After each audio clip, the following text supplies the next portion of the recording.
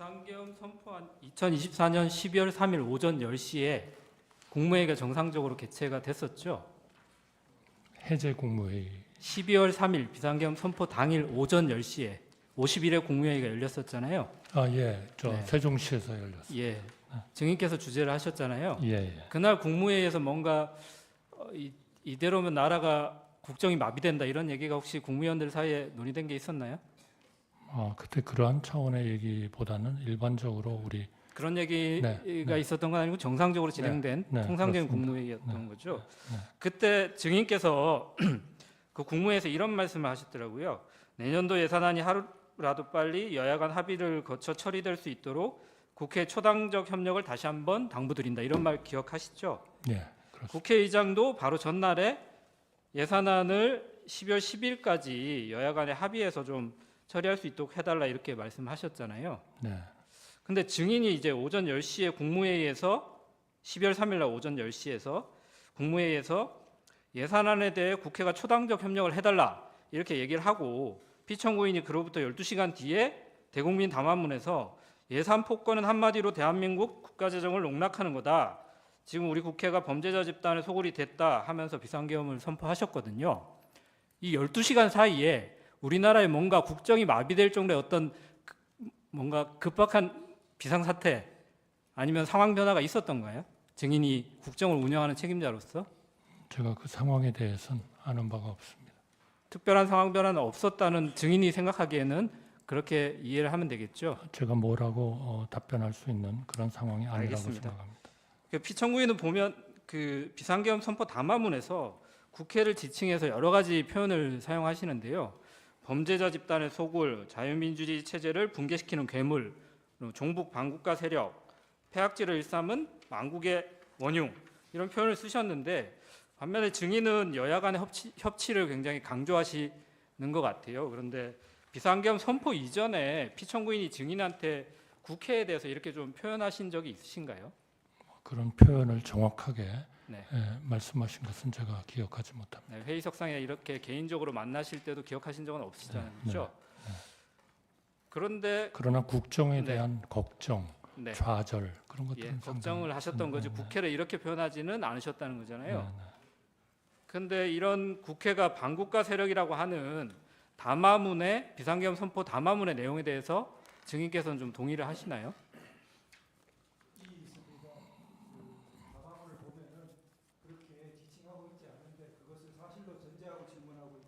다른 이해가 돼야 될 것 같습니다. 다른 거 물어보시죠. 예, 알겠습니다.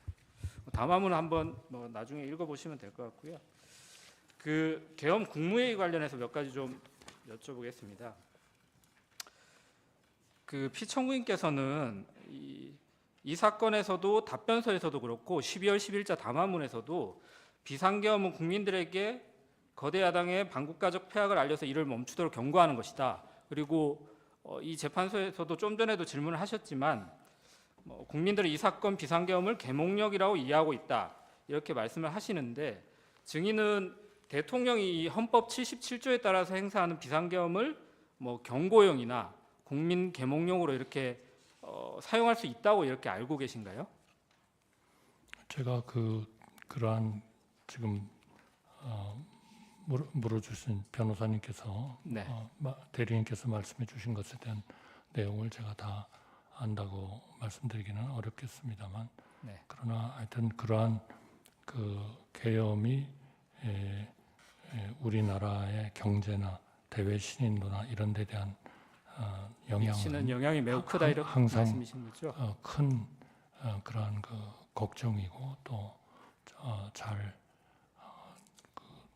고려를 해야 된다. 알겠습니다.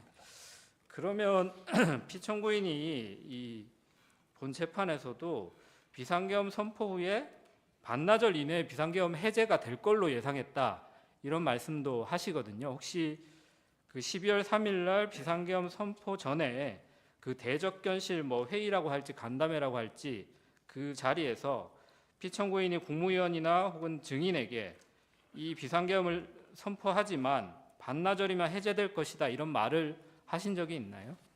들어본 적 없습니다. 예. 아까 그 금융실명제 관련해서 몇 가지 말씀을 하셔가지고 당시에 93년도 8월달에 증인께서 대통령 비서실 그 통상산업비서관으로 재직하고 계셨죠? 네. 네, 그때 국가기록원 소장 자료를 보니까 그 재무부가 93년도 8월 12일 날 긴급 재정경제명령 의안을 제출하면서 의안 번호가 391호로 부여가 됐는데요. 이번 비상계엄은 의안 번호가 따로 부여되지도 않았죠. 네, 배부되지 않은 것으로 알고 있습니다. 예, 의안 번호가 부여되지 않았다는 말씀이시죠.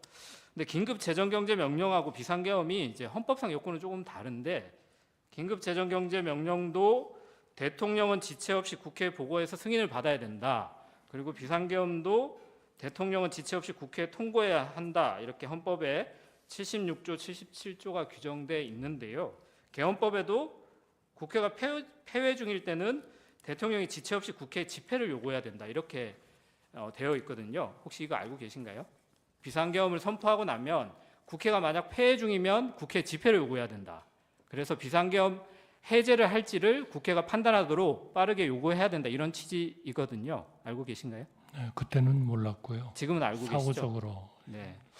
근데 그래서 이제 93년도 8월 12일에도 김영삼 대통령이 담화문을 발표하면서 금융실명제에 대해서 대통령의 긴급명령을 심의하기 위해서 임시국회 소집을 요청한다. 이렇게 공식적으로 얘기를 하거든요. 근데 피청구인이 이번 비상계엄 선포 담화문에는 이런 뭐 국회에 대해서 소집을 해달라. 우리가 그 비상계엄 선포를 하니까 여기에 대해서 국회가 좀 판단해 달라 이런 내용은 없었던 건 알고 계시죠? 제가 정확히 알지 못합니다. 그 담화문 내용이 기억이 정확히 안 나시나요? 네. 비상계엄 선포 네. 담화문. 네, 그런 내용이 없었는데 담화문에서 요청하진 않지 않았나 예, 예. 싶습니다. 네. 그러면 당연히 비상계엄 선포 전 아까 그 간담회에서도 따로 뭐 국회 비상계엄 선포 사실을 통고해야 된다. 그래서 국회 회의 소집을 요구해라 이런 지시를 하거나 뭐 얘기를 하신 사실도 없으시겠네요, 피청구인이.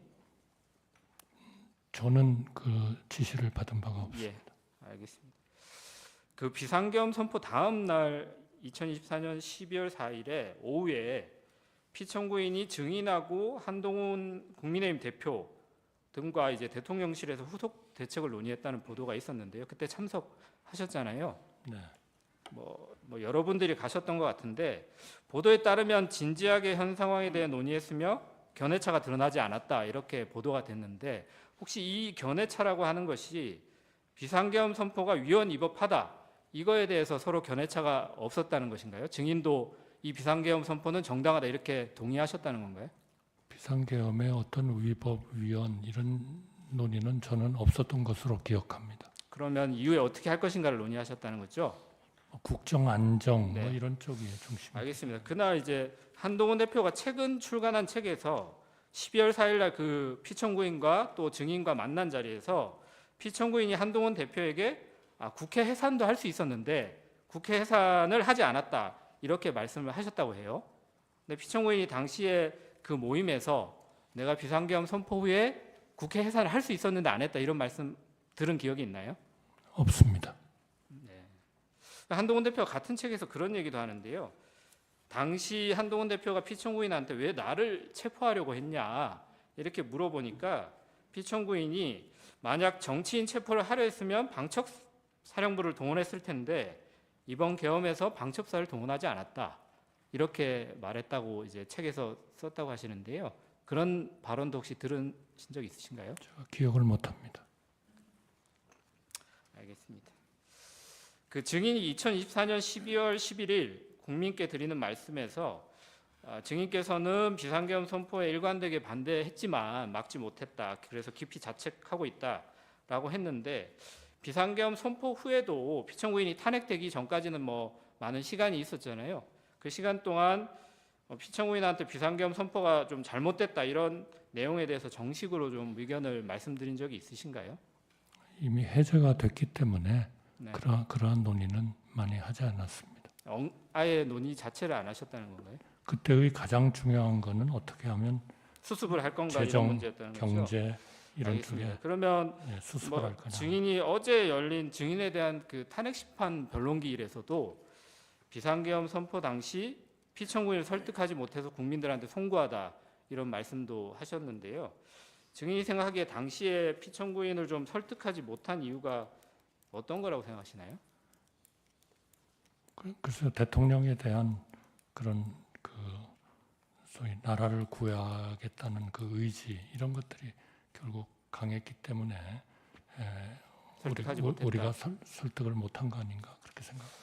근데 이제 피청구인은 증인께서는 이제 비상계엄이 뭐 절차적 실체적 흥결이 있다 이런 정도의 표현을 하시면서 그 당시에 반대했다고 하시는데 피청구인은 그 이후에도 그렇고 이 법정에서도 그렇고 여전히 이제 야당의 폐악질로 국정이 마비가 돼서 비상계엄 선포한 행위가 정당하다 이렇게 주장을 하고 계시는데 증인이 이런 피청구인의 입장에 대해서 향후에 이렇게 다시 동일한 방법으로 설득이 가능하실까요? 그 문제에 대해서는 제가 뭐좀 답변 드리는 게 적절하지 않을 것 같습니다. 네, 알겠습니다. 제가 예산 관련해서 아까 증인이 말씀하신 부분이 있어서 지난번 그 경제수석 나오셨을 때도 동일한 말씀하셔서 제가 좀 놀랐는데요. 그 아까 원전 생태계 예산이 야당이 삭감을 했다. 이거 누구한테 보고를 받으신 걸까요? 제가 지금 두 가지를 네. 말씀을 드린 겁니다. 그러니까 그 차세대 네. 원전 개발 관련 예산 알겠습니다. 그리고 그러면 제가 원전 생태계 지원 예산 지난번에 그 산자부 장관이 국회 산자위에 2024년 12월 19일 출석해서 한 내용에 대해서 그 경제수석에도 말씀을 드렸는데 당시에 산자부 장관이 국회에 나와서 야당이 원전 생태계 지원 예산을 삭감하고 체코 원전 수출 지원 예산은 무려 90%를 깎아버렸다 이렇게 담화문에 12.12 담화문에 기재되어 있는데 산자부 장관이 이에 대해서 산업부의 원전 관련된 예산은 4,887억 그대로 있다. 대통령의 담화문 내용은 잘못된 것이다. 라고 이렇게 발언한 내용은 알고 계신가요? 뭐 제가 알고 있지 못합니다. 네, 이 부분은 좀 확인을 해주셔야 될 것 그러나 같고요. 요 부분은 네. 아니 그러니까 원전 확인을- 생태계 관련 예산이 제가 네. 그래서 아마 프로젝트가 여러 개가 있었을 텐데요. 그러니까 산자부 장관이 차수는- 한 발언에 대해서는 한번 차후에 한번 확인을 해보시면 네, 좋을 것 그렇게 같고요. 하겠습니다. 그 피청구인의 그 12월 3일 담화문하고 12월 10일 담화문은 혹시 누가 쓴 건지는 알고 계신가요? 그거는 모르겠습니다. 통상 이 메시지 비서관이 이 담화문을 쓰나요? 그거는 제가 알지 못합니다. 아니 왜냐하면 이 지금 담화문에 있는 여러 가지 예산 삭감과 관련된 내용이나 간첩법 개정에 관련된 내용이나 국가보안법 이번 22대 국회에서는 국가보안법 관련된 개정 법률안은 하나도 나온 것이 없거든요. 근데 폐지까지 시도하고 있다. 이런 잘못된 팩트에 기반한 담화문들이 대통령의 담화에서 계속 반복되는데 이 부분에 대해서 증인께서도 대통령 권한대행을 얼마 동안 하셨잖아요. 그러니까 대통령에 대한 보고 논의 체계에 대해서 한번 점검하신 적이 없는지를 여쭤보는 거예요. 네, 저는 뭐 드릴 말씀이 없습니다. 알겠습니다. 그러면 증인께서 노무현 정부 시절에도 국무총리를 하셨고 뭐 경제부 총리도 하셨는데 그때는 야당이 지금과 달리 굉장히 협력적이었던 건가요? 정치적 상황은 엄청 달랐다. 저는 그렇게 느낍니다. 근데 그때도 여소야대 상황이 있었고 마지막 증인이 국무총리를 하실 때도 거부권 2번 행사하셨잖아요. 제가 그걸 지금은 기억을 기억 못 못하겠습니다. 하시나요? 근데 그때는 비상계엄을 하지 않으셨는데 지금은 비상계엄을 한 거에 대해서 따로 하실 말씀이 있으실까요? 그러나 하여튼 그때는 국민연금 개정안까지 여야 합의로 통과가 됐고요. 그다음에 그 사학법 굉장히 알겠습니다.